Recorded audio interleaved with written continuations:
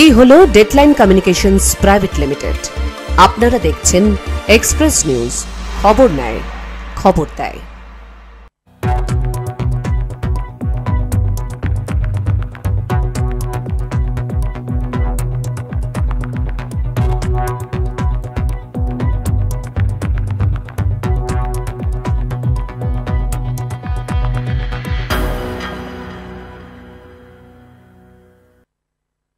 Health Express brought to you by Poroshmoni Healthcare Private Limited, Robotic Asansol।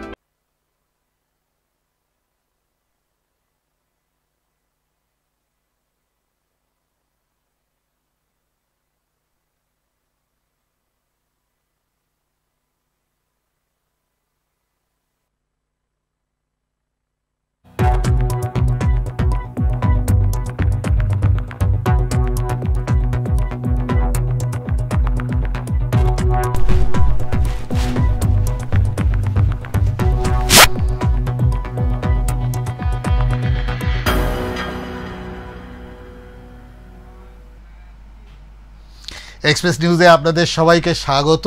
হ্যাঁ, এখন বিকেল 4টে, শনিবার বিকেল 4টে মানেই হেলথ এক্সপ্রেস।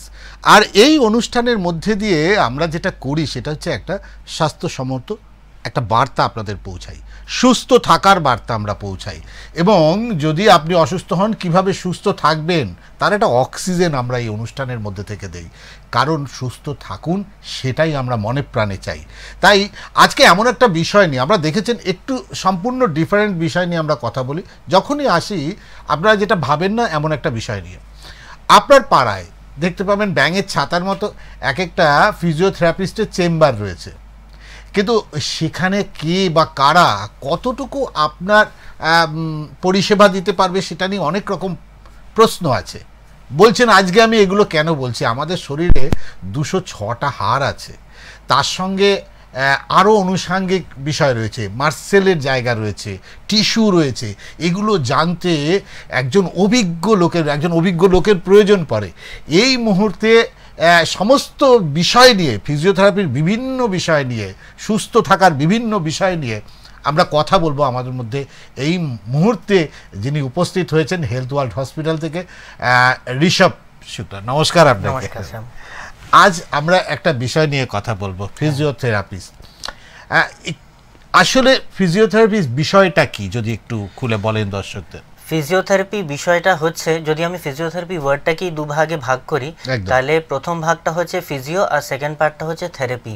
ফিজিও মানে হচ্ছে নেচার অ্যাকচুয়ালি, অ্যান্ড থেরাপি হচ্ছে ট্রিটমেন্ট। তার মানে আমরা যখন নেচারের ইউজ করে ট্রিটমেন্ট প্রোভাইড করি পেশেন্টদের, সেটাকে ফিজিওথেরাপি বলা হয়। এটাকে আমি কম্প্যারিজন করব নর্মাল অ্যালোপ্যাথিক মেডিসিন বা ড্রাগ থেরাপির সাথে, যে আমরা যখন বাইরে থেকে কোনো কেমিক্যাল দিই, যেমন প্যারাসিটামল মতন ড্রাগ, সেই কেমিক্যাল দিলে সেটা শরীরের ভেতরে এইরকমভাবে কাজ করে যে জ্বরটা কমে যায় বা ব্যথাটা কমে যায়। আর ফিজিওথেরাপির মাধ্যমে আমরা নেচারকে এইভাবে ডিরেক্ট করি বডির ভেতরে, যেটা একটা as a form of treatment বডিটাকে সুস্থ করার চেষ্টা করে বা ভালো করার চেষ্টা করে। এইটা হচ্ছে ফিজিওথেরাপি। বাহ, একটা কথা হচ্ছে যে এই মুহূর্তে প্রচুর চারদিকে ছোটোখাটো ফিজিওথেরাপি সেন্টার রয়েছে, ছোটোখাটো। সেই ফিজিওথেরাপিস্টের সঙ্গে আসানসোলের হেলথ ওয়ার্ল্ড যে ফিজিওথেরাপি সেন্টার, তার তো অনেক পরিবর্তন আছে, অনেক স্বতন্ত্র বা আলাদা, ডিফারেন্ট। কি সেগুলো একটু যদি বলেন। যেটা আমাদের ওটা হচ্ছে প্রাইমারি ফিজিওথেরাপি ক্লিনিক, যেটা পাড়া সব জায়গায় প্রেজেন্ট হয়। ওইটা বেসিক্যালি বেশিরভাগ মিনিমাল প্যারালাইসিস অ্যান্ড ফর ছোটোখাটো পেইনের জন্য সেই ট্রিটমেন্টগুলো এখানে ট্রিটমেন্ট দেওয়া হয়। হ্যাঁ, অনেকজন কি করে আবার যে ওইখানে প্রপার না ডিগ্রি নিয়ে, সেই না ডিগ্রি নিয়ে কোয়াক্স যেটা বলা হয়, ওইখানে ফিজিওথেরাপি চালু করে দেয়। হয়তো কোনো অর্থোপেডিক ডাক্তার বা আর কোনো ডাক্তারের সাথে কিছু বছর কাজ করলো, কিছু কাজ শিখে গেল, এইখানে টিপলে এটা হয়, হ্যাঁ, যেটা নর্মালি হয়, তো সেটা হলো। বাট ওটা তো ইটস নট সাইন্টিফিক বেসড, ওটা এভিডেন্স বেসড নয়। হ্যাঁ, আর এই জন্য ওটা আপনার শরীরের পক্ষে কতটা ক্ষতি করতে পারে in the short term and in the long term ওটার আপনাদের ধারণা নেই। হ্যাঁ, এই জন্য কোয়াক্স ট্রিটমেন্ট একদমই সব ক্ষেত্রেই অ্যাভয়েড করা উচিত, নট অনলি ফিজিওথেরাপি, সবই ফিল্ডেই কোয়াক্স আছে, কোয়াক ট্রিটমেন্ট একদম অ্যাভয়েড করা উচিত। হেলথ ওয়ার্ল্ড আসানসোলে আমরা একদম comprehensive physiotherapy and rehabilitation services provide করি, যেটা starting from the head injury থেকে শুরু করে একটা পায়ের নখ পর্যন্ত ভাঙার পর যে ফিজিওথেরাপি দরকার বা যে রিহ্যাবিলিটেশন দরকার সেটা প্রোভাইড হয়, সেটা পুরোপুরি scientific and evidence based treatment ওইখানে দেওয়া হয়। একটা ডাক্তারের থেকে কোনো অংশে কম নয় একজন ফিজিওথেরাপিস্ট। হ্যাঁ, কারণ একটা ডাক্তারের মতো প্রত্যেকটা হাড়ের ফিবোলা হাড়, পাশাপাশি নার্ভ এবং মাসেলের অবস্থান শরীরের যে যে জায়গায় যা আছে একজন ফিজিওথেরাপিস্টকে সব জানতে হয়, কারণ প্রত্যেকটা জিনিসই নির্ভর করে, একটা ভুল হলেই একটা মাসেল আরেকটা মাসেলের উপর চেপে যাবে, একটা টিস্যু হঠাৎ হয়তো বন্ধ হয়ে যেতে পারে। এক্ষেত্রে একটা ফিজিওথেরাপিস্ট ডাক্তারের তো অনেক বড় দায়িত্ব। একদমই তাই। অ্যাকচুয়ালি আপনি যেটা বললেন 206টা হাড় কিন্তু 636টা মাসেল, ঠিক আছে, আর তার দুটো করে টেন্ডন, নার্ভস অসংখ্যিত, মানে নোবডি আজ অব্দি কেউ ডকুমেন্টও করতে পারিনি যে কতগুলো নার্ভস আছে আমাদের বডিতে, অ্যাকচুয়ালি সেন্সরি মোটর সব কিছু মিলিয়ে। তো এইসব পড়া হচ্ছে একটা বিশাল জিনিস। It is 5 year course physiotherapy যেটা, আর এই জন্যই পড়ানো হয় যেন আমরা সেফ ওয়েতে প্র্যাকটিস করতে পারি আর পেশেন্ট যেন ভালো করে রিকভার হোক, এই জন্য আমরা এইরকম প্র্যাকটিস করি। একটা রেগুলার ব্যায়াম এবং ফিজিওথেরাপিস্টের মধ্যে ডিফারেন্টটা কি থাকে? আচ্ছা, রেগুলার এক্সারসাইজ, তো রেগুলার এক্সারসাইজ যেমন আমরা করি সেটা বাড়িতে, আমরা যে কোনো ধরনেরই এক্সারসাইজ আমরাকে রেগুলার এক্সারসাইজ বলবো। যেমন আমি ওজন কম করার জন্য যদি আমি যোগা করছি, বা ফিট থাকার জন্য আমি জুম্বা করছি, সুইমিং করছি, রানিং করছি, সাইক্লিং করছি, অল অফ দিস আর regular exercise. It is a part of exercise. হ্যাঁ, এক্সারসাইজটা খুব বড় একটা টার্ম, সেটার ভেতরে যোগাও আসে, সুইমিংও আসে, এভরিথিং ওর ভেতরেই আসে। তো যদি আমি নর্মাল আছি, আমি ফিট মানুষ আছি, তাহলে আমি কিন্তু যে কোনো এক্সারসাইজ করতে পারবো। যেখানে আমি আনফিট হয়ে গেলাম, কোনো শারীরিক রোগ ধরে নিল, বা কোনো হাড় ভেঙে গেল, কোনো নিউরোলজিক্যাল ইনসাল্ট হয়ে গেল, কোনো নার্ভ বসে গেছে, সেইখানে কিন্তু আমি রেগুলার এক্সারসাইজ করতে পারবো না, সেখানে আমায় ফিজিওথেরাপি ট্রিটমেন্টেরই দরকার হবে। প্রাথমিক স্বাস্থ্যসেবায় যে কোনো চিকিৎসায় ফিজিওথেরাপি মানে রিহ্যাবিলিটেশন কতটা সক্ষম মানে কতটা সাকসেস আর কি? হ্যাঁ, সাকসেস। ওকে, তো success rehabilitation and physiotherapy depend করে অনেকটাই, যেটা আমরা যে প্রোগ্রামটা টেলার করি, যেমন যে প্রোগ্রামটা আমরা বানাই কম্প্রিহেন্সিভ রিহ্যাবিলিটেশন প্রোগ্রাম, যেটা বানাই একটা ইন্ডিভিজুয়াল পেশেন্টের জন্য, তার সব নিডসগুলো দেখে, তার অ্যাসেসমেন্ট, তার ফিজিক্যাল কন্ডিশনগুলো দেখে যেরকম অ্যাসেসমেন্ট বানাই, সেটার উপরে বেস করে আমরা একটা প্রোগ্রাম বানাই। যেমন 3 মাস বা 6 মাসে আপনি এতটা ফিট হতে পারবেন, আপনার যে ডিজিজটা হয়েছিল, সাপোজ কার্ডিয়াক সার্জারি হয়েছে বা কিছু হয়েছে, সেখান থেকে আপনি fully recover, almost fully recover করতে পারবেন, অ্যান্ড তারপরে আপনি কিভাবে নিজের লাইফটা লিড করতে পারবেন, সেটা আমরা অ্যাকচুয়ালি ফিজিক্যাল রিহ্যাবিলিটেশনের মাধ্যমেই প্রোভাইড করা হয় সেই পেশেন্টগুলোকে। দীর্ঘমেয়াদী সুস্থতার ক্ষেত্রে, মানে দীর্ঘদিন ধরে একটা অসুস্থ রোগের মধ্যে রয়েছে, সেক্ষেত্রে কতটা প্রয়োজন হয় ফিজিওথেরাপির বাইরে? ওকে, সেইগুলোকে বলা হয় লং টার্ম ডিজিজ বা লং টার্ম ডিসেবিলিটি। সেরকম যেমন আমি অনেক দিন ধরে একটা ছোট এক্সাম্পল দিয়ে এটা ডিসক্রাইব করলে খুব ভালো হয়। যেমন আমি অ্যাটলিস্ট 1 মাস আমি আইসিইউতে অ্যাডমিট ছিলাম, 15 দিন ভেন্টিলেটরে ছিলাম, তারপর অনেক দিন লাগলো আমার রিকভার করতে। সেই ক্ষেত্রে কি হবে, আমার পেশিগুলো একদম পাতলা হয়ে যাবে, আমি হয়তো বাথরুম অবধিও যেতে পারছি না, আমি হাঁপিয়ে যাচ্ছি, আমার কষ্ট হচ্ছে শরীরে, আমার ব্যথা হচ্ছে, এই সব জিনিস লিড করে। এবার পেশেন্টরা কি ভাবে, পেশেন্টরা ভাবে যে আমি কোনোদিন আবার নর্মালি সুস্থ হতে পারবো না, আমি বাথরুমের থেকে বেশি আর হাঁটতে পারবো না, আমার এই ব্যথা নিয়েই থাকতে হবে। হ্যাঁ, এটা ইউজুয়ালি আফটার ক্রিটিক্যাল ইলনেস হয়, এটা ক্রিটিক্যাল ইলনেস নিউরোপ্যাথিও হয় বা পোস্ট আইসিইউ সিনড্রোমও বলা হয় এটাকে। সেই ক্ষেত্রে ফিজিক্যাল থেরাপি যদি করা হয় বা ফিজিওথেরাপি যদি করা হয় রিহ্যাবিলিটেশনের আন্ডারে, তাহলে সেই ক্ষেত্রে কি হবে, আমরা ওর VO2 মানে এরোবিক ক্যাপাসিটি বাড়াবো, তার মানে ও বাথরুম থেকে বাইরেও ওয়াক করতে পারবে, নর্মাল লাইফ লিড করতে পারবে, ঘুরতে ফিরতে পারবে, পেশি স্ট্রেংথগুলো বাড়াবো, তাতে ব্যথা কম হবে, যন্ত্রণা কম হবে, শারীরিক কষ্ট কম হবে, অ্যান্ড নর্মাল লাইফ ও যেন রিগেইন করতে পারে, সেটাই কাজ হচ্ছে রিহ্যাবিলিটেশনের। আচ্ছা, হেলথ ওয়ার্ল্ড হাসপাতালে কোন ধরনের রিহ্যাবিলিটেশন পাওয়া যায়? হেলথ এবার রিহ্যাবিলিটেশন তো একটা খুব বড় কনসেপ্ট, অনেক বড় কনসেপ্ট। তো সেটার আন্ডারে 7 টাইপ অফ ডিসেবিলিটি আসে, সেই 7 টাইপ অফ ডিসেবিলিটি ধরেই রিহ্যাবিলিটেশন করা হয়। তার মধ্যে কিছু কিছু এক্সাম্পল হচ্ছে physical, mental, speech disability, visual disability, hearing difficulty, mental disability. এবার এবং হেলথ ওয়ার্ল্ড হসপিটালে সবকটা ডিসেবিলিটিজেরই রিহ্যাবিলিটেশন সার্ভিস প্রোভাইড করা হয়। হ্যাঁ, আমাদের এখানে একটা আমাদের মাল্টিডিসিপ্লিনারি টিম আছে, যেখানে যেটা আমরা একদম কোঅর্ডিনেট করে, যেমন স্পিচ থেরাপিস্ট, ফিজিওথেরাপিস্টের সাথে, সাইকোলজিস্টের সাথে, এবার কনসালটেন্টের সাথে, সবার সাথে ইন্টিগ্রেট করে আমরা রিহ্যাবিলিটেশন সার্ভিস প্রোভাইড করি অ্যাজ আ হোল পেশেন্টকে। এই যে সুস্থ রোগীকে সম্পূর্ণ সুস্থ করার ক্ষেত্রে তো একটা রিহ্যাব পুরো টিম থাকে, তো পুরো টিম থাকে। আর সেই টিমের লিডার হচ্ছে যে প্রাইমারি অ্যাডমিট করেছে পেশেন্টরা, যার আন্ডারে অ্যাডমিট আছে, আর তার সাথে সব থাকে, যেমন নার্সিং স্টাফও থাকে, ফিজিওথেরাপিস্টও থাকে, occupation therapist, mental health therapist, speech therapist, সবাই থাকে। এই সব team work is very important, যেন আমরা প্রপার রিহ্যাবিলিটেশন সার্ভিস প্রোভাইড করতে পারি পেশেন্টকে। যার সাপোজ যেমন কোনো নিউরোলজিক্যাল ইনসাল্ট হয়েছে, যেমন সিভিএ হয়েছে, স্ট্রোক হয়েছে ব্রেনে, তো সেই ক্ষেত্রে সে বলতেও পারবে না, সে মেন্টালি ডিপ্রেসড হবে, সে হাঁটতে চলতেও পারবে না, তার ব্যথার যন্ত্রণা হবে, সব কিছু ইস্যুসকে একজন আলাদাভাবে একদম মানে সব আলাদা আলাদা লোক আছে, তাদের সবটাই দেখতে হবে। বিশেষ করে অর্থোপেডিক বা কার্ডিয়াক সার্জারি পরে ফিজিওথেরাপি কিভাবে সাহায্য করে? অর্থোপেডিক সার্জারি তো আই থিঙ্ক এই কনসেপ্টটা সবাই জানা আছে কমন পাবলিকে, যে অর্থোপেডিক কন্ডিশনসের পর ফিজিওথেরাপি ইজ অ্যাবসলিউটলি মাস্ট। কারণ যে কোনো সার্জারি বা যে কোনো ফ্র্যাকচারের পর মাসেল ওয়েস্টিং হয়ে যায়, পেশিগুলো পাতলা হয়ে যায়, পেশিতে জোর থাকে না, ব্যথা হয়, লং টার্ম ব্যথা হয়। আবার সার্জারির পর কি হয়, সার্জারির পর স্টিফনেস ডেভেলপ করে যায়। তো সেই সব জিনিসকে কাটানোর জন্য strengthening exercise, range of motion করাতে হয়, পেশেন্টকে ভালো করে ট্রেন করতে হয়, হাঁটার জন্যে, নর্মাল কাজ করার জন্যে, হাঁটু মানে জয়েন্টগুলোর মুভমেন্ট করার জন্য ভালো করে ট্রেনিং করতে হয়, পেশিগুলো কিভাবে স্ট্রং হবে সেই জিনিসগুলো শেখানো হয় পেশেন্টদের।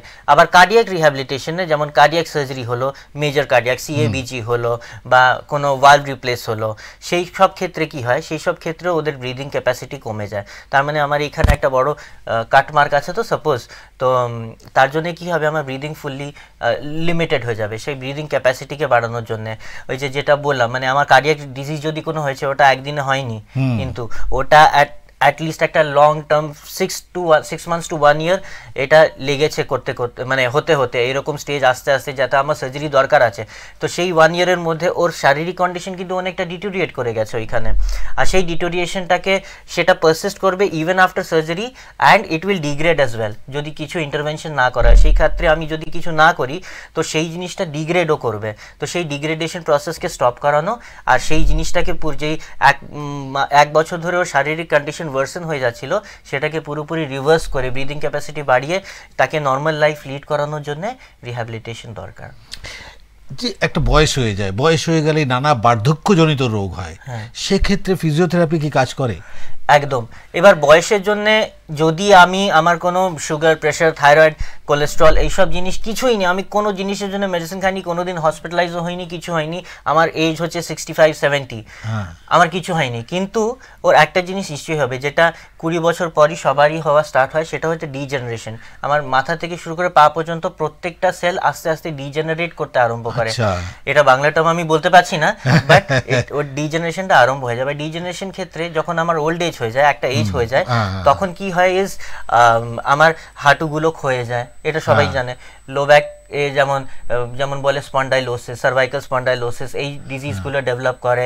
যেমন আমি 20 বছরে যেমন হাঁটতে পারতাম, সেটা 60 বছরে তো নিশ্চয়ই হাঁটতে পারবো না, এরকম তার জন্য ব্যথা যন্ত্রণা অনেক কিছু হয়। তো সেই ক্ষেত্রে আমরা একটা স্পেসিফিক টেইলার্ড এক্সারসাইজ প্রোগ্রাম করাতে পারি সেই ইন্ডিভিজুয়ালদের, যেন ওর ডিজেনারেশন প্রসেসটা যেইভাবেই হোক স্টপ হয়ে যাক, আর ও নর্মাল লাইফ লিড করুক, ব্যথা যন্ত্রণা যেন না হোক, আর ও ম্যাক্সিমাম নিজের ক্যাপাসিটিটা ভালো করে, যে জীবনটা ওর রিমেনিং ইয়ার্স অফ লাইফ আছে, সে যেন সুস্থভাবে কাটাক, সেটাই আমাদের টার্গেট হয়।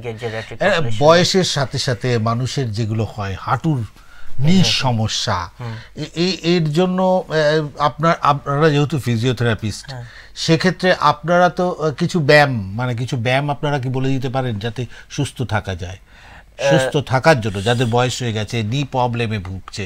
আজকের এই অনুষ্ঠানটা খুব গুরুত্বপূর্ণ, হয়তো এই অনুষ্ঠানের মধ্যে থেকে অনেকের অনেক উপকার হবে যদি সামান্য কোনো এক্সারসাইজ, যে এক্সারসাইজগুলো ভীষণভাবে ফিজিওথেরাপির অন্তর্ভুক্ত, আমি বলছি ইনক্লুডিং ফিজিওথেরাপিস্টরা বলে দেয় এটা করলে আপনার ভালো হবে। তো আপনি হাঁটুর ব্যাপারটা বলেন, এই জন্য হাঁটুর ব্যাপারটা নিয়ে বলি। এই হাঁটুর জন্য মানে যেন আমার হাঁটুটা আফটার 60 ইয়ার্স আই থিঙ্ক এই এক্সারসাইজটা সবাইকে করা উচিত, বাট যাদের অস্টিওআর্থ্রাইটিস হয়ে গেছে বা হাঁটুর প্রবলেম হয়ে গেছে, তো সেই ক্ষেত্রে কি হয়, সেই ক্ষেত্রে আমরা সেটা সবচেয়ে কমন জিনিস যেটা বলি ইজ যে আপনার একটা টওয়েল রোল করে হাঁটু নিচে রেখে ওটাকে পা লম্বা করে সেটাকে নিচে চাপ দিতে হবে, আর সেটাকে 30 সেকেন্ড ধরে। মানে কিরকম একটু যদি বলি, একটু বুঝিয়ে বলেন আমাকে। আচ্ছা, এটা তো এখানে ডেমনস্ট্রেট কিভাবে করা যাবে আই ডোন্ট নো, কিন্তু এই যে যদি এটা আমার হাঁটু হয়, এখানে নিচে পা লম্বা করে বসে এখানে টওয়েল রোল করে রেখে ওটাকে নিচে চাপ দিতে হবে, আর ওটা 30 সেকেন্ড ধরে রাখতে হবে। মানে হাঁটুর মাঝখানটায় রাখতে হবে। এটা মোটামুটি এক্সারসাইজ সবাই জানে, কমন পপুলেশন সবাই বলে যে আমরা এই জিনিসগুলো করি অলরেডি, তাও আমার হাঁটুটা খারাপ হয়ে যাচ্ছে। কিন্তু প্রবলেমটা ওটা নয়, এই জিনিসগুলোই অ্যাকচুয়ালি যেটা শর্টকামিংস হয় ট্রিটমেন্টে, যেটা সবাই বলে না, সবাই ভাবে যে আমার কোয়াড্রিসেপস উইক আছে, যে থাইয়ের মাসেলগুলো পেশিগুলো উইক আছে তার জন্য, কিন্তু অ্যাকচুয়ালি ওর কোমরের পেশিগুলো উইকের জন্যও ওর অস্টিওআর্থ্রাইটিস হতে পারে। আর সেই জিনিসটা কি অ্যাসেসমেন্ট এন্ড ট্রিটমেন্ট করে ফিজিওথেরাপিস্ট, যে এটার জন্য ওটা হয়েছে, এটার জন্য এটা হয়েছে, এবং সেটা সেক্ষেত্রে একজন অভিজ্ঞ ফিজিওথেরাপিস্ট ডাক্তার বুঝিয়ে দিতে পারে আপনার এটার জন্য এটা হয়েছে। এক্স্যাক্টলি, এই বায়োমেকানিক্যাল কাসকেড গুলোই বোঝাটা হচ্ছে মেইন ইম্পর্টেন্ট। খুব আরেকটা একটু যেটা বলবো যে বয়স হয়ে গেলে শরীরের ভারসাম্য থাকে না, মানে শরীরের সেই ভারসাম্যটা থাকে না, ব্যালেন্সটা থাকে না। সেক্ষেত্রে এই ব্যালেন্সটাকে নিয়ন্ত্রণ করতে গিয়ে ফিজিওথেরাপিস্টের কোনো ভূমিকা আছে? একদম, অ্যাকচুয়ালি ব্যালেন্স যেটা আমার থাকে না, যেটা আমি বললাম যে ওই ডিজেনারেশনের জন্য খালি আমার হাঁটুর জয়েন্টগুলোই বা হয়ে যায় না, আমার পেশি স্ট্রেংথগুলোও কমে যায়, আমার কোর মাসেল, এই যে পেটের সাইডে যে মাসেল যেটা ব্যালেন্সের জন্য মেইন ইম্পর্টেন্ট মাসেল, সেইগুলো ধীরে ধীরে স্ট্রেংথটা লুজ হয়ে যায়, কমজোর হয়ে যায়। হ্যাঁ, সেই কমজোরির জন্য কি হয়, আমি সাপোজ অনেক সময় আমি ট্রিপ করে যাই, মানে বয়স হয়ে যাওয়ার পর আমি হচট খেয়ে যাই, হ্যাঁ, পড়ে যদি নাও যাই, কিন্তু আমার একটা সেন্স অফ ব্যালেন্স কমে যায়। তো সেই সেন্স অফ ব্যালেন্সটাকে আমরা কিভাবে রিকভার করাবো, এই পেশিটাকে আবার স্ট্রং করে, কোর মাসেলটাকে স্ট্রং করে দেবো, তাহলে ব্যালেন্সের সেন্স আবার ফিরে আসবে। একদম। আমাদের সঙ্গে এই মুহূর্তে একজন দর্শক রয়েছে। হ্যালো হ্যালো, নমস্কার। হ্যাঁ বলুন, কোথা থেকে বলছেন? আমি বর্ধমান থেকে বলছিলাম, শুভময় চ্যাটার্জি। হ্যাঁ বলুন, কি সমস্যা, কি নিয়ে বলবেন? যে বিষয়টা হচ্ছে যে আজকে অনুষ্ঠানটা দেখছিলাম, খুব ভালো লাগছে, কিন্তু বিষয়টা হচ্ছে যে এই যে ব্যথার যে ব্যাপারটা বলা হচ্ছিল, যে ঘাড়ে অনেক সময় কিন্তু ব্যথা হয়, ঘাড়ে থাকে, ঘাড়ে এবং কোমরেও একটা ব্যথা রয়েছে। তো অনেক সময় কি হয়, দীর্ঘক্ষণ যদি একটানা বসে কাজ করা হয় তাহলে সেক্ষেত্রে ঘাড়ে লাগছে, শুকে গেলে তখন কিন্তু আবার কোমরে লাগছে। তো এক্ষেত্রে ফিজিওথেরাপি কতটা বাধ্যতামূলক বা কি ধরনের ট্রিটমেন্ট করা যেতে পারে? একদম একদম একদম একদম, আপনি সঙ্গে থাকুন, আমরা একটু কথা বলছি, আপনি সঙ্গে থাকুন। বলছে ঘাড়ে এবং কোমরে অসংখ্য পেন হয়, যেগুলো হয় শুতে গেলেও যন্ত্রণা হয়, ঘাড়ে এবং কোমরে পেন হয়, সেক্ষেত্রে কি করা যেতে পারে? তো ওনার বয়স কত? আপনার বয়স কত? বয়স কত? 34। একটু আমাকে সিঙ্গেল ফ্রেমে দিতে বলবো দর্শককে, পিসিআরকে। আপনার বয়স কত একটু যদি বলেন তাহলে। হ্যাঁ, আপনার বয়স 34, তাই তো? কি সমস্যা হচ্ছে একটু প্রথম থেকে যদি বলেন তাহলে ডাক্তারবাবু শুনতে পাবে। বলুন। বিষয়টা হচ্ছে, আমি যেহেতু একটা এডিটিং এর কাজ করি, তো দীর্ঘক্ষণ আমাকে পিসি সামনে বসতে হয়। তো দীর্ঘক্ষণ যদি একটানা যদি মাথাটাকে সোজা রেখে কাজ করি, তাহলে এক্ষেত্রে দেখা যায় অনেক সময় ঘাড়ে পেইন হচ্ছে, ঘাড়টাকে এদিক ওদিক করতে পারছি না, এবং রাতে শোয়ার পর দেখা যাচ্ছে যখন শুতে যাওয়া হচ্ছে তখন কোমরে পেইনটা হচ্ছে, তখন বাঁ পাশ বা ডান পাশ ঘুরতে গেলে তখন প্রবলেমটা তৈরি হচ্ছে। অনেকক্ষণ বসে থেকে কাজ করতে হয়, তার জন্য ব্যথাটা হয়। হ্যাঁ, অনেক লং, এটাই সবার এখন কমন এই প্রবলেমটা হয়, কমনলি এই প্রবলেমটা হয় সবার, যে স্পেশালি এই এজ গ্রুপ যারা রিসেন্টলি ওয়ার্কিং এনভায়রনমেন্টে কাজ করতে শুরু করেছে, Covid after Covid, specially after Covid. তো ওদের ক্ষেত্রে কি হয়, ওরা অনেকক্ষণ ধরে একটা জায়গায় বসে কাজ করে কম্পিউটারে, হ্যাঁ, মাউসে। এবার ওদের কি হয়, এই জিনিসটাকে আমরা বলি এর্গোনমিক্স, মানে ওর যে ওয়ার্ক এনভায়রনমেন্টটা সেটা is not suitable for him. আর এই জন্যই হচ্ছে বা ওয়ার্ক যে ডেস্কটা ইজ নট সুটেবল, এই জন্যই হচ্ছে ও ঘাড়ে বা কোমরে ব্যথা হচ্ছে। তার জন্য, তার মানে ওয়াই এই কেন এই জিনিসটা হয়, এই জিনিসটা এই জন্যই হয় বিকজ অনেকক্ষণ ধরে ও ঝুঁকে কাজ করছে, ঘাড়টা সামনে ঝুঁকে আছে, যখনই টাইপ করছে আমি ঝুঁকে আছি, হ্যাঁ এবার ঝুঁকে আছি তো আমার এই কোমরটাও সামনে এই দিকে ঝুঁকে আছে, অনেকটা লোড আমার কোমরেও পড়ছে, ঘাড়েও পড়ছে, তার জন্য এই ওপরের পেশিগুলো এতক্ষণ ঘাড়ের লোড সাস্টেইন করতে পারে না, আর কোমরও ঘাড়ের লোড সাস্টেইন করতে পারে না। এই জন্যই যখন রাতেও শুতে যায় তখন রাতে শোয়ার ব্যথা mainly due to muscular pain হয়। তো এই মাস্কুলার পেন ওনারা এখন ডেভেলপ করছে। এই জন্য আমি কারেক্ট জিনিস কি বলবো এনার ক্ষেত্রে ইজ, উনি যদি একটা এর্গোনমিক প্রপার একটা এর্গোনমিক চেয়ার নেন যেটাতে আর্মরেস্টও থাকবে আর হেডরেস্টও থাকবে আর কোমরের কার্ভটা যেন মেনটেন থাকবে, সেরকম একটা চেয়ার যদি নেন, আর স্ক্রিনের যে হাইটটা সেটা একটু বাড়িয়ে সেটা আই লেভেলে যদি করে দেন, স্ক্রিনের সাথে আই লেভেলটা সমান করা, এটা ভেরি ইম্পর্টেন্ট। তো এই জিনিসগুলো একটু যদি উনি ওয়ার্ক ডেস্কটাই যদি মডিফাই করে দেন, আর সবচেয়ে ইম্পর্টেন্ট জিনিস হচ্ছে প্রত্যেক 15-20 মিনিটের পর পর একবার উঠতে হবে, একবার একটু পাইচারি করে আসতে হবে, হ্যাঁ হেঁটে আসতে হবে, weather it be for drinking water or for going to toilet, যেটাই হোক, একবার ঘুরে আসলে আবার 20 মিনিট পর আবার ওয়ার্ক ডেস্কে আবার সেই চেয়ারে বসে কাজ করতে হবে ইন প্রপার পোশ্চার। এটাই মেনটেন করলে অনেকটাই ব্যথা কমে যাবে। একদম অসংখ্য ধন্যবাদ। শুনতে পারলেন যে সত্যি কোভিডের পর ম্যাক্সিমাম মানুষ যারা ঘরে বসে কাজের চাপটা অনেক বেশি ছিল, সেই সময় চাপটা ছিল ঘাড়ে আর পিঠে, একদম সারাদিন কাজের চাপ ছিল। সেই সময়টা হ্যাঁ কাজের একটা অপরচুনিটি যেহেতু রাখতেই হবে, সেই জায়গায় দাঁড়িয়ে মানুষ এই অনুষ্ঠানের মধ্যে থেকে কিন্তু একটা বড় বার্তা আমরা পেলাম, সুস্থ থাকতে হবে, আপনার বসার চেয়ারটাকে ঠিকঠাক রাখতে হবে, সোজা করে বসতে হবে। আর যখনই মনিটরে আমরা দেখেছি অনেকেই বেডরুমে বসে আপনারা বেডের উপর বসে যে কাজ করেন সেটা কিন্তু অনেকটা ঝুঁকিপূর্ণ, এবং মাথা নিচু করে যেটা বলছেন যে সোজা হয়ে বসুন, স্ক্রিনের সাথে আপনার আই লেভেলটা সমান থাকুক, তাহলে হয়তো। তো আরও একটা জিনিস ডাক্তারবাবু এই প্রশ্নই উঠে আসলো যে মোবাইল, দীর্ঘ সময় মোবাইল যারা ঘাড় নিচু করে এয়ারপোর্ট দেখুন, যেখানেই দেখুন, এর তো একটা প্রতিক্রিয়া আছে, কোনো একটা সময় তো ঘাড় বা পিঠের উপর এফেক্ট করতে পারে। আমরা মোবাইলে যখন দেখি তখন এরকম মাথা নিচু করে দেখি, এবার যখনই আমার মাথা এরকম সামনে যায়, হ্যাঁ এরকম যদি আমি দেখাতে পারি সাইড দিয়ে, এরকম যখনই আমার মাথা সামনে যায় তখন আমার ঘাড়ের যে পেশিগুলো তার উপরে লোড কিন্তু ইনক্রিমেন্টালি বাড়ে। হ্যাঁ যদি আমার ঘাড়ের মাথার ওজন হচ্ছে 2.5 কিলো, তখন যখনই সামনে যাবে ওটার ওয়েট বেড়ে বেড়ে 5 কিলো আবার 7.5 কিলো হয়ে যাবে। হ্যাঁ that is due to the downward force. হ্যাঁ তো এই জন্য এইটাকে প্রিভেন্ট করার জন্য কি করতে হবে, যখনই আমি মোবাইল ইস্তেমাল করছি, যখনই মোবাইল ইউজ করছি, আইদার আর্মরেস্টে রেখে মাথাটাকে সোজা রেখে করতে হবে, আর একটা টেবিলের উপরে রেখে পিঠটাকে সোজা রেখে সামনে গিয়ে মাথাটা স্ট্রেট রেখেই মোবাইলটা ইউজ করতে হবে। এই দুটো ভাবে যদি আমি মোবাইল ইউজ করি তাহলে এই প্রবলেমসগুলো একটু অ্যাড্রেস করা যাবে, এই ইস্যুসগুলো একটু কম হবে।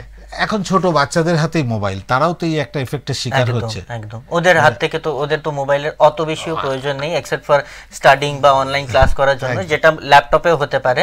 হ্যাঁ কিন্তু ঠিক আছে, ওরাও যখন অতটা মোবাইল ইস্তেমাল করছে ওদেরও স্ক্রিন টাইমটা কমিয়ে দিতে হবে। ছোট বাচ্চাদের যতটা পড়াশোনার জন্য দরকার ততটাই বেসিক্যালি বাচ্চাদের জন্য অ্যাডভাইস হবে যে আউটডোর গেমসে একটু ইন্টিগ্রেট হতে হবে, আউটডোর গেমস বেশি খেলতে হবে।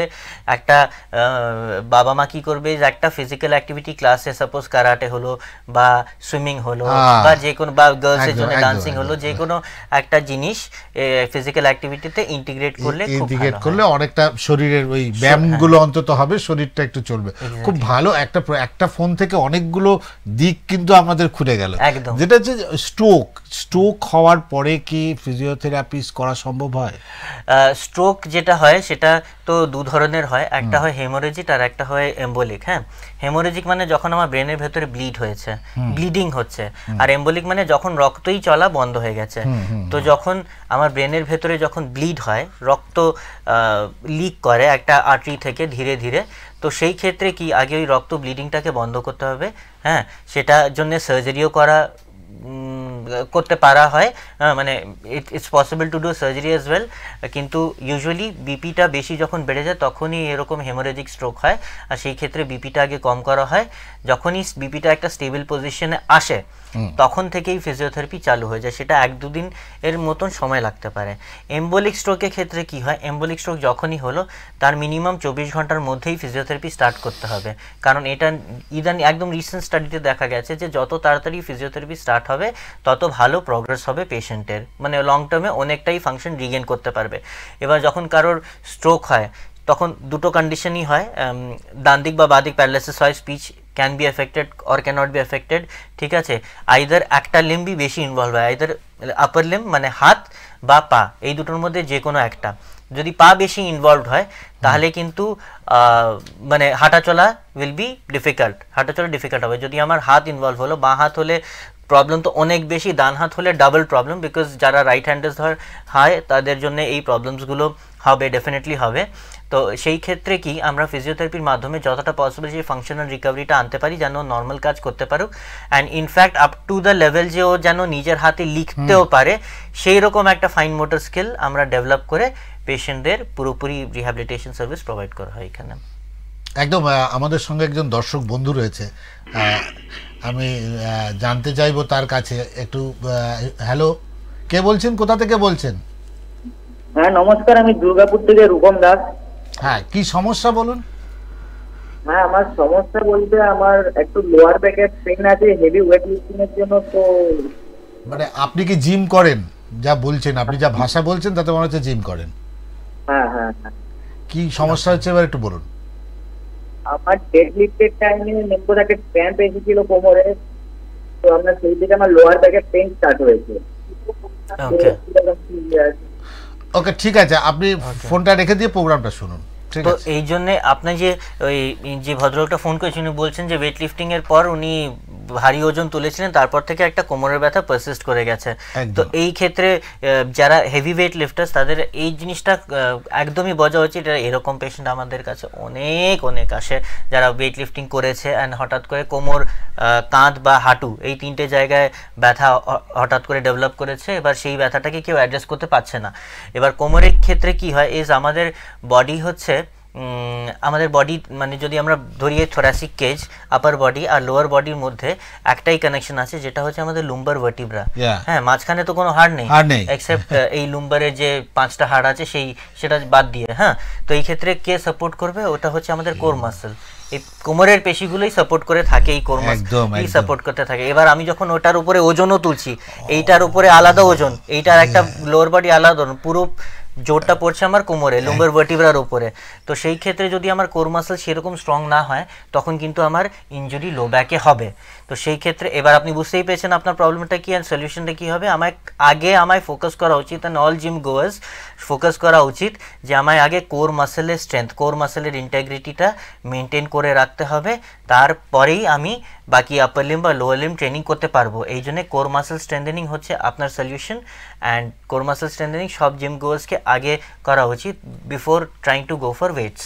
একদম, যারা জিমে যাচ্ছেন, নিয়মিত ব্যায়াম করছেন, সেক্ষেত্রে আমার মনে হয় জিমে যখন যাচ্ছেন সেখানে একজন অভিজ্ঞ ট্রেনারের ভীষণ দরকার, যে ট্রেনার আপনার শরীর অনুপাতে আপনার কি এক্সারসাইজ করতে হবে, কোন এক্সারসাইজটার উপর কোন মাসেলের প্রেশার বেশি পড়ে এবং কোনটা কতটুকু করা দরকার। আমরা অনেকেই ভাবি দুর্গাপুজোর সময় একটু মার্সেল করে একটা টাইট গেঞ্জি পরবো বলে একটা শরীরে ওভারলোড দিয়ে দিই, এবং তারপরের কথা হচ্ছে কোথাও কোথাও স্টেরয়েডের মতো ওষুধ দিয়েও ফুলিয়ে দেওয়া হয়। এটা ভীষণভাবে ক্ষতিকারক। তবে খুব আপনাদের ফোনটা ভীষণ গুরুত্বপূর্ণ এই কারণে ছিল, আসলে এই ফোনে একজনের উপকার হয় না, একটা ফোন থেকে অনেকগুলো মানুষের উপকার হয়। সত্যি তো, কোমরে ব্যথা সম্পর্কে আমাদের সঠিক ধারণাই নেই, আমরা ব্যায়াম করতে গেছি, ছেড়ে দিয়েছি, তারপর অসহ্য যন্ত্রণা হচ্ছে। এবার আমরা না আরেকটা হচ্ছে যে শুনলাম কোমরে ব্যথা, বয়স্কদের পিঠে ব্যথার ক্ষেত্রে ফিজিওথেরাপিস্টের একটা বড় ভূমিকা আছে। একদম, যারা বয়স্ক মানুষরা থাকে তাদের ওই পিঠের ব্যথা ওই জন্যই হয়, বিকজ ওই একটা বয়সের পর যখন আমি কুজো হয়ে কাজ করেছি অনেকদিন ধরে, তো আমাদের এই অ্যাডাপটিভ পোস্টার ডেভেলপ করে যায়, আমি কুজোই হয়ে গেছি একদম ফরএভার। হ্যাঁ, তো এরকম ক্ষেত্রে কি হয় আমাদের যে পিঠের যে কার্ভটা, যেটাকে থোরাসিক কেজ বলে, সেটা একটা কাইফোসিস ডেভেলপ হয়ে যায়, মানে একদমই আমরা সামনে ঝুঁকে যাই। ওই ঝুঁকে যাওয়ার সেই ঝোঁকাটা মনে হয় আপনার মানে যে লেম্যান আছে সেই বুঝতে পারবে না, কিন্তু একটা ট্রেন্ড ফিজিওথেরাপিস্ট ভালো করেই বুঝতে পারবে যে এই যে কাইফোসিস একটা পোস্টার ডেভেলপ করে গেছে, তার জন্য ওরা পিঠে একটা যন্ত্রণা হচ্ছে।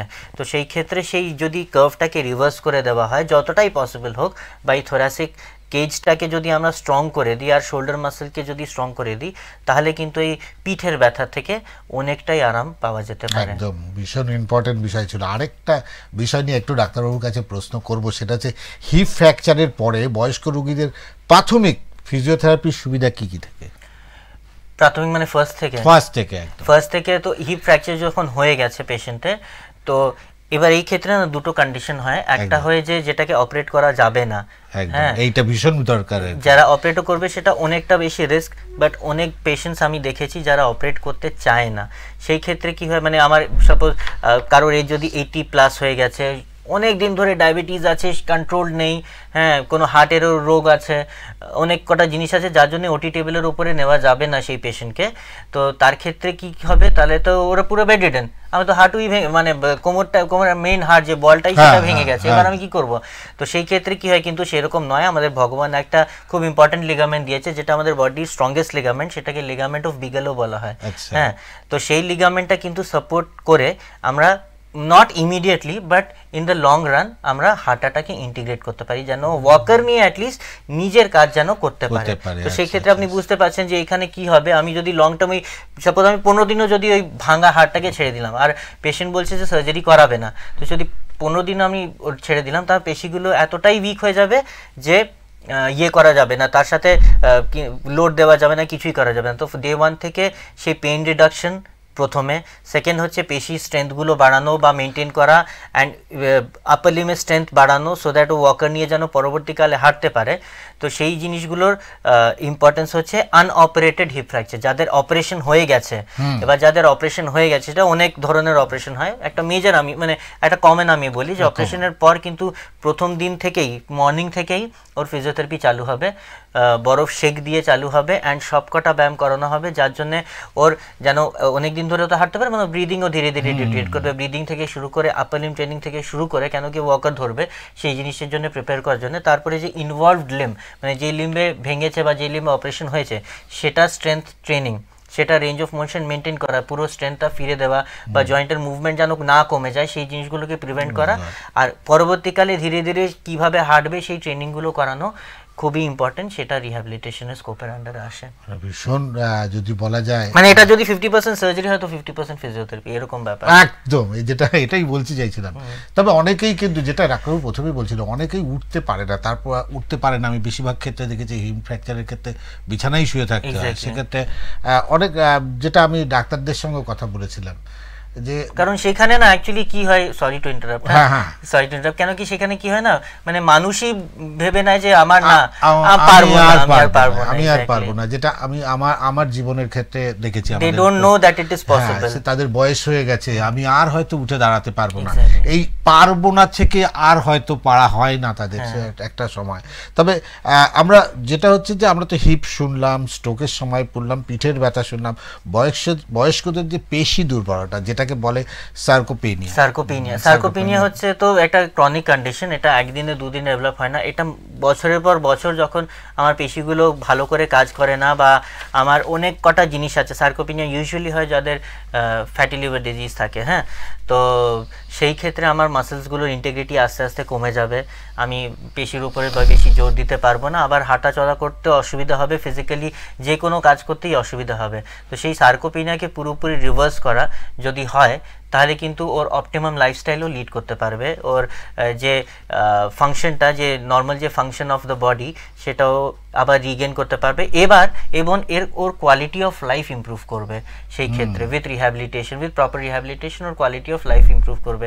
যদি ওর একটা স্টেজ পর্যন্ত, মানে ফ্যাটি লিভারে 4-5টা স্টেজ হয়, 4টে স্টেজ হয়, তো যদি ওর স্টেজ 1, 2, 3 ভেতরে আছে আর সেরকম বেশি ইনফ্লামেশন নেই, এক্সারসাইজ করলে, রিহ্যাবিলিটেশন করলে কিন্তু সেটা পুরোপুরি রিভার্স হয়ে যায় লিভার ডিজিজ। এটা অনেকজন জানে না, but liver disease absolutely reversible with exercises and proper diet. একদম, এই প্রপার ডায়েট, আরেকটা সঙ্গে একটা প্রপার ডায়েটের একটা সম্পর্ক থাকে, আমরা সেটাই তো ভুলে যাই।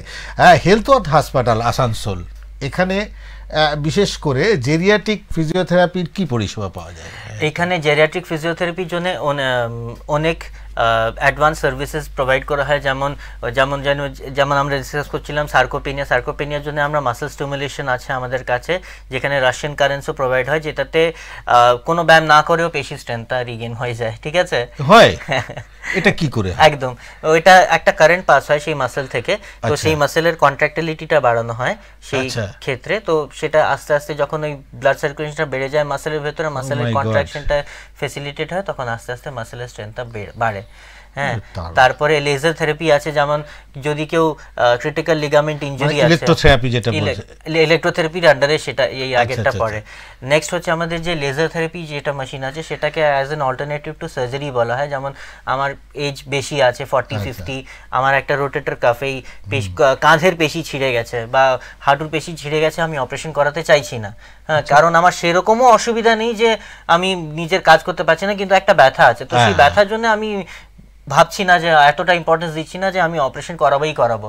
তো সেই ক্ষেত্রে যদি লেজার থেরাপি প্রোভাইড করা হয়, তাহলে এই ব্যথাটা পুরোপুরি কমপ্লিটলি হিল হয়ে যায়। তো এই জন্য আমরা লেজারকে বলি it is an alternative to surgery. মানে এটা এই সমস্ত পরিকাঠামো হেলথ ওয়ার্ল্ড হসপিটাল আসানসোলে আছে। আচ্ছা, এক্স্যাক্টলি, মানে ফিজিওথেরাপি মানে কমপ্লিট প্যাকেজ, যে কেউ যদি ব্যক্তিগতভাবে পরিষেবা নিতে চায় তাহলে কি আসতে পারে? একদম, এসে কনসালটেশন ওখানে নিতে পারে ফিজিওথেরাপিস্টের। একদম যেটা আমরা সত্যি কথা বলতে আমরা ভীষণভাবে আপ্লুত এই কারণেই বলছি, কারণ আমরা সেই হসপিটালের ডাক্তারদের নিয়ে প্রোগ্রাম করি যেই হাসপাতালে এই মুহূর্তে যদি বলি যে সবচেয়ে সেরা পরিকাঠামো নিয়ে চিকিৎসা দিয়ে যাচ্ছে। কলকাতা কেন, কলকাতার বাইরের হাসপাতালগুলোর সঙ্গে একদম সমান্তরাল পরিকাঠামো নিয়ে চিকিৎসা দিচ্ছে হেলথ ওয়ার্ল্ড হসপিটাল। সবচেয়ে চিকিৎসার বিভিন্ন মডার্নাইজ যা মডার্ন টেকনোলজি আছে, সব টেকনোলজি এইখানে রয়েছে। লাস্ট যেটা জানার দরকার ছিল সেটা হচ্ছে যে ফিজিওথেরাপিস্টের এরকম একটা ব্যবস্থা আছে। আপনারা যদি কেউ ব্যক্তিগতভাবে কোনো সমস্যায় পড়েন, সেখানে আপনারা যোগাযোগ করতে পারেন। ডাক্তারবাবু তো সেখানে আছেই আপনাদের সঙ্গে, তিনিও কথা বলবেন এই বিষয় নিয়ে, আপনাদের সহযোগিতা করবেন ভীষণভাবে। আর আরও অনেকগুলো বিষয় নিয়ে আমি কথা বলবো, যেহেতু এই বিষয় নিয়ে কথা বলতে বলতে যে বয়স্ক মানুষদের এই যে রে থেরাপির কথা বলছেন, সেক্ষেত্রে কতটা নিরাপত্তা, মানে একটা সাইড এফেক্ট বা এমন কিছু কি থাকে বা ভয় থাকে? ফিজিওথেরাপি যেটা আমি একদম স্টার্টিংয়েই বললাম, ওটা হচ্ছে নেচার, আর নেচার কোনোদিন হার্ম করতে পারে না। সাইড এফেক্ট যেটা আমরা বলি সেটা হচ্ছে মিনিমাল, কিন্তু সেই সাইড এফেক্টগুলো যেটা বললাম না যে কোয়াক্সরা জানে না, আর আমরা সেটা জানি, তো সেই রকম আমরা এনকামপাস করি, সাইড এফেক্টসগুলোকে এনকামপাস করি, ট্রিটমেন্টটা প্রোভাইড করা হয় যেন আপনার শরীরের জন্য কোনো ক্ষতি হতে পারে না, কিন্তু সেরকম মেজর কোনো সাইড এফেক্ট হয় না উইথ ফিজিওথেরাপি ট্রিটমেন্ট। হ্যাঁ, এবার যদি আমার হাঁটুর হাড় ভেঙেছে আর আমি যে কোনো কোয়াকের কাছে গেছি, সার্জারি হয়েছে কোয়াকের কাছে গেছি, তো সে তো অবভিয়াসলি সেরকম প্রেশার দেবে যে আবার ভেঙে যাবে বা সেরকম একটা ক্ষতিও হতে পারে, সেই রকমই ক্ষতি হয় ইউজুয়ালি। আপনাদের বলেই দিই যে এই চিকিৎসা পদ্ধতিটা আমরা দেখেছেন প্রত্যেক সপ্তাহে আমরা একটু স্বতন্ত্র বিষয় নিয়েই কথা বলি, যেগুলো আপনাদের মানে আনকমন, মানে আপনারা দেখেছেন ফিজিওথেরাপিস্টদের সমক্ষ একটা ধারণা তৈরি করে দেওয়ার জন্যই কিন্তু এই অনুষ্ঠান। যেটা হচ্ছে আমরা বারবার কারা কি কারণে ফিজিওথেরাপিস্টদের কাছে যাবে আমরা বললাম, এবং বিভিন্ন বিষয় উঠে আসলো। বয়স্ক রোগীদের সামগ্রিক জীবনযাত্রার মান উন্নত করতে ফিজিওথেরাপি সামগ্রিক, মানে আমি বলছি যে বয়স্ক যাদের বয়স হয়ে গেছে তাদের সেই ক্ষমতা তো থাকে না, কিন্তু কিছু এক্সারসাইজ, কিছু মেসেজ তাদের চলাটাকে অনেকটা দ্রুত করে দিতে, মানে স্বাভাবিক করে দেওয়া যায় ফিজিওথেরাপিস্ট। একদম, সেই যে ওই যে বডির ক্ষমতাটাকে বাড়ানোর জন্য ফিজিওথেরাপির রোল অনেকটা বেশি। সেই ক্ষেত্রে যেমন কমন এক্সারসাইজ যেটা ওনাদের বয়স্ক জেরিয়াট্রিক রিহ্যাবিলিটেশনে, মানে যাদের বয়স বেশি হয়ে গেছে, সেই ক্ষেত্রে প্রোভাইড করা হবে সেই পেশেন্টগুলোকে। সেটাতে আবার আর সবচেয়ে ইম্পর্টেন্ট ওদের ক্ষেত্রে হচ্ছে যে ওয়াকিং করলে আমাদের বডি সব এনজাইমস একদম রেগুলেটেড থাকে অ্যান্ড পেশি স্ট্রেংথও একদম নর্মাল থাকে। এই জন্য যেখানেই যে কোনো ডক্টর কনসালটেশন করলেই ওরা 30 মিনিটস ওয়াকিং তো বলে, 30 মিনিট হাঁটুন, আর 30 মিনিট হাঁটুন, কিন্তু এখানে একটা ক্যাচ আছে। মানে ক্যাচ এটাই যে আমি 30 মিনিটে 1 কিলোমিটার হাঁটতে পারি, আর 30 মিনিটে আমি 6 কিলোমিটার হাঁটতে পারি, তাহলে এবার কোনটা করবো আমি? অ্যাকচুয়ালি এটার একটা সিম্পল নিয়ম আছে যে 10 কিলোমিটার আমার 10 মিনিটে 1 কিলোমিটার শেষ করতে হবে। হ্যাঁ, তো মানে 30 মিনিট যদি আমি ধরি, তাহলে 3 থেকে 3.5 কিলোমিটার যদি আমি হাঁটতে পারি, তাহলে সেটা হচ্ছে অপটিমাম। ওটাই এভরিডে দরকার সব মানুষদের, মানে একটা এজের পর ইউজুয়ালি এটা করা উচিত। তো সেটা করলে মোটামুটি সব এনজাইমসগুলো নর্মাল যদি থাকে তাহলে সার্কোপিনিয়া বগেরা যেমন আপনি বলেন বা অস্টিওআর্থ্রাইটিসও অনেকটাই মানে কি ওইগুলো ওই চেঞ্জেসগুলোকে ব্লক করা যায় আর কি। একদম খুব সুন্দর একটা ব্যাপার হচ্ছে। দীর্ঘস্থায়ী ব্যথার ক্ষেত্রে আমরা মেডিসিন নেই, সেক্ষেত্রে মেডিসিন ফিজিওথেরাপিস্ট কি মেডিসিন কমাতে সাহায্য করে? একদম।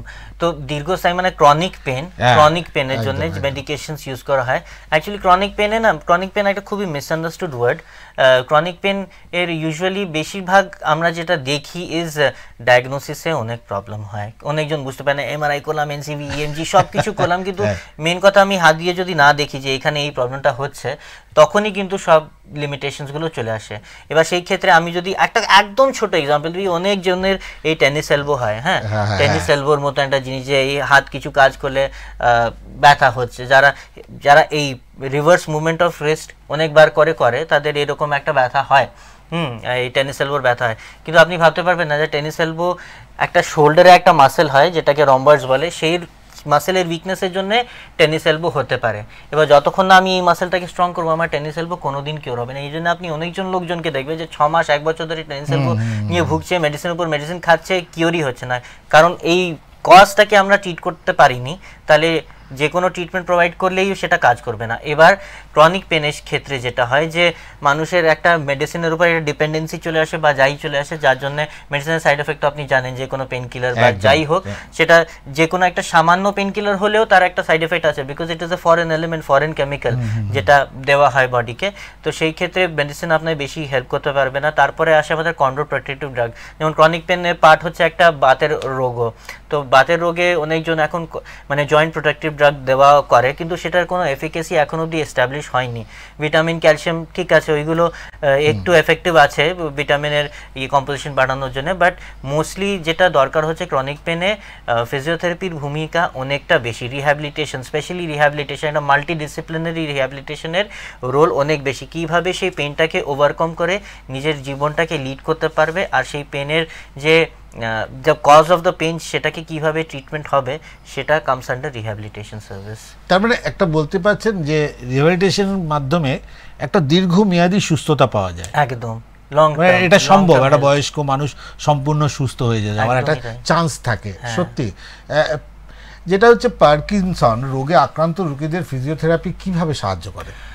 পার্কিনসন্স রোগীদের যেটা প্রবলেম হয়, যেটা কার্ডিনাল সাইন্স হয় ব্র্যাডিকাইনেসিস রিজিড ট্রেমার, তার মানে যে হাত পা কাঁপে, চলতে ফিরতে অসুবিধা হয়, হ্যাঁ, আবার যে কোনো জিনিস করার সময় সেই জিনিসের যেমন একটা গ্লাস তোলা সেটাও মুভমেন্ট একদম স্লো হয়ে যায়, হ্যাঁ, এইটা কমপ্লিটলি একটা মোটর ডিসঅর্ডারই। মোটর মানে যে আমার পেশিগুলোর জন্য বা ব্রেন থেকে পেশি যে কানেকশনটা, সেই কানেকশনই মাঝখানে কোনো জায়গায় প্রবলেম আছে, এই জন্য এই জিনিসটা ডেভেলপ করছে, সেটা খুব ডিপ একটা প্রবলেম। হ্যাঁ, তো এই ক্ষেত্রে কি হয় ইজ পার্কিনসন্স রোগীদের ক্ষেত্রে কি হয়, যেটা ওদের যে ড্রাগ যেটা দেওয়া হয় সিনডোপা, সেটা কিছুটা এটা লিমিট করে, কিন্তু সেই যখন অন ফেজ অফ ফেজ থাকে সেই ড্রাগে, যেমন সেই ড্রাগটা খেলাম তার 1 ঘন্টার পর থেকে সেই ড্রাগটা কাজ করতে আরম্ভ করবে, সেই ক্ষেত্রে যদি তখনই যখন এক্সারসাইজ করানো হয় তাহলে কিন্তু ওর সিমটমসগুলো অনেক কমে যাবে। হ্যাঁ, এই যে হাত পা কাঁপা, ব্র্যাডিকাইনেসিয়া হওয়া, এই সিমটমসগুলো অনেক কমে যাবে।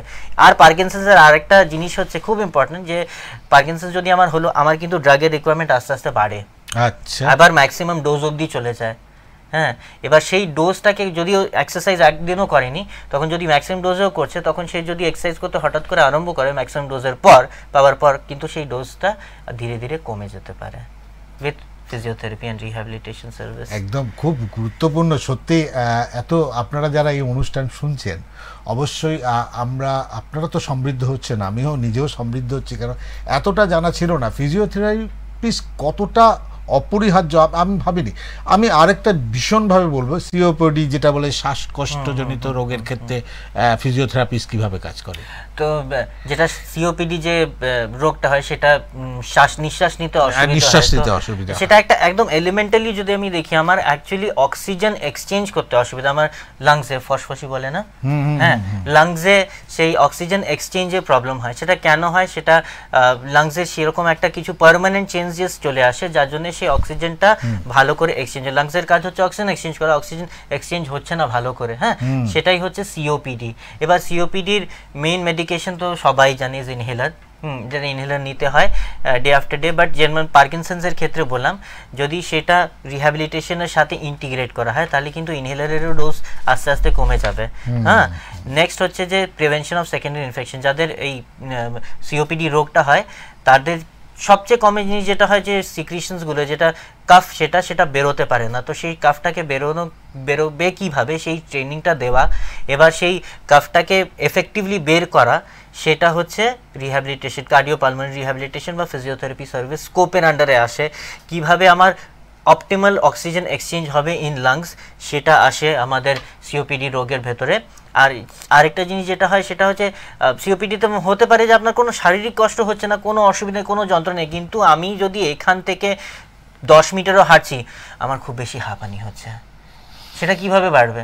সেটা ইনহেলার নেওয়ার পরও হচ্ছে, ইনহেলার নেওয়ার পর হয়তো 15 মিটার হাঁটছি, তারপর হাঁটছে, কিন্তু সেইভাবে সেই ক্ষেত্রে কী হয় ম্যাম, এরোবিক ক্যাপাসিটিটা বাড়ানো হয়।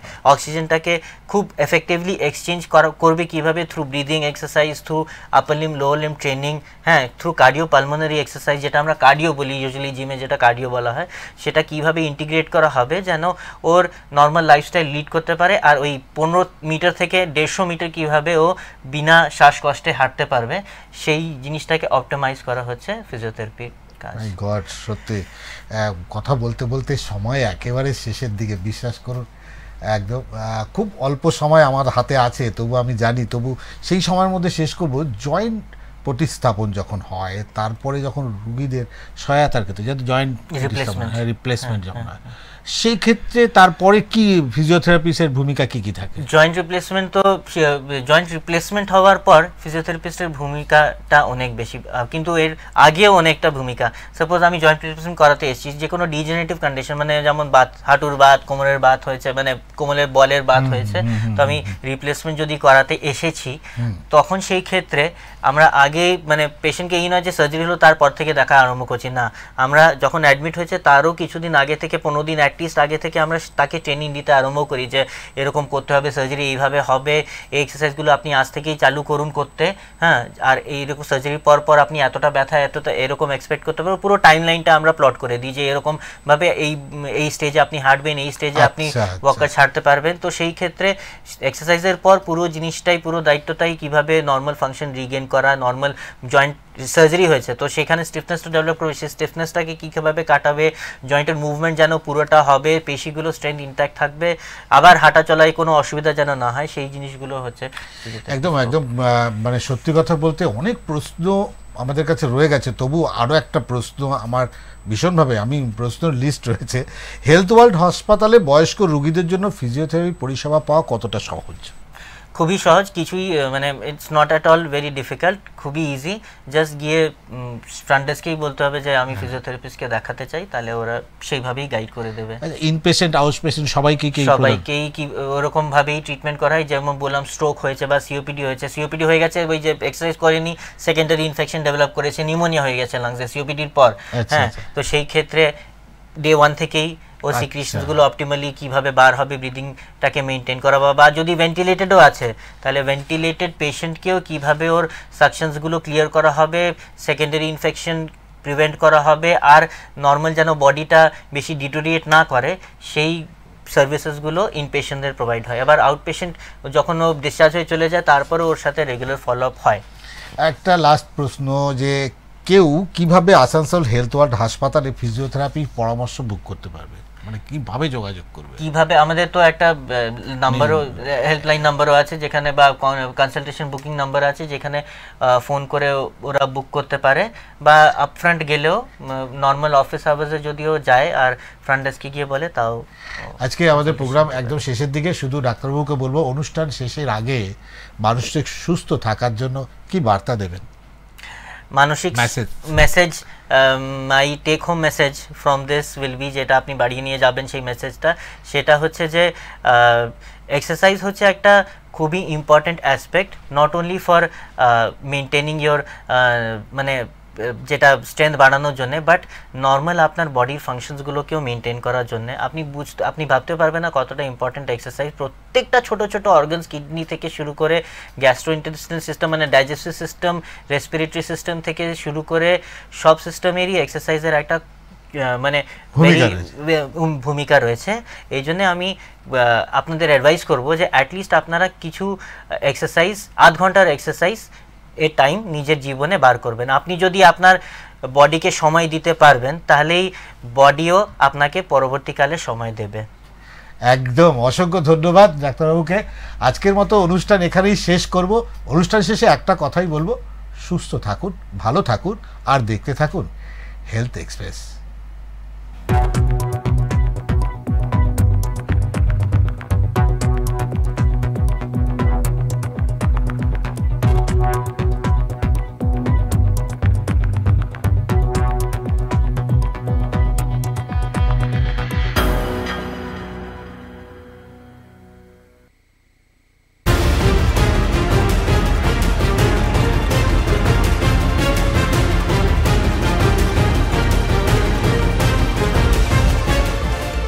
এই হলো ডেডলাইন কমিউনিকেশনস প্রাইভেট লিমিটেড।